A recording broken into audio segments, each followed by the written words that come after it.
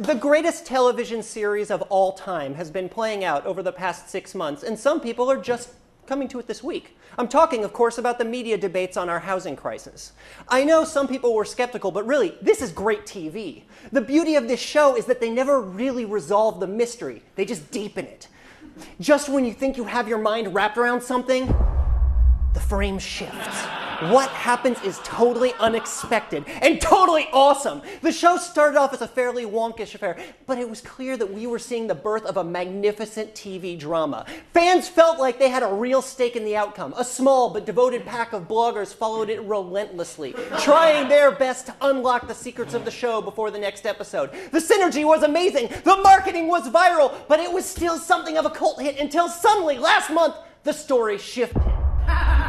Our protagonists, up until now fixated on a housing crisis, were suddenly talking about something new, a credit crunch. Some fans were outraged, others were overjoyed, some admittedly were terrified, but the ratings were incontrovertible. This show had become a phenomenon. Everybody in America was talking about it, so the stakes were raised and new characters appeared. A conservative trio, brash, bearded Boston Globe columnist Jeff Jacoby, ghoulish Ann Coulter, and a crotchety CNN megalomaniac named Lou Dobbs came out swinging, announcing that the crisis was Jimmy Carter's fault for thinking that houses should be owned by poor minorities. Incredible opening salvo, sweeps weak stuff, but try as they might, their argument was revealed to be not only offensive, but almost entirely unfounded. The left was invigorated, but not knowing a victory when they had it in their grasp, Democratic leaders poured onto CNN with a fusillade of attacks against each other, as they always do. It's like they learned nothing from previous seasons. Is it stupidity, treachery, an ancient donkey curse? We don't know. But in an effort to resolve his side's civil war, a totally unexpected hero emerged, Congressman Barney Frank. He tried to bring the debate back to earth with a plan to save homeowners from foreclosure. It was bold. The people loved it. We nearly reached a resolution, but in a rhetorical shotgun blast, the right brought on a string of tough-talking and well-dressed economists to say that saving homeowners was both impractical and counterproductive. We need to deflate the bubble, they announced. It was decisive. Bam! Take that, Frank. But then there was a sneak attack.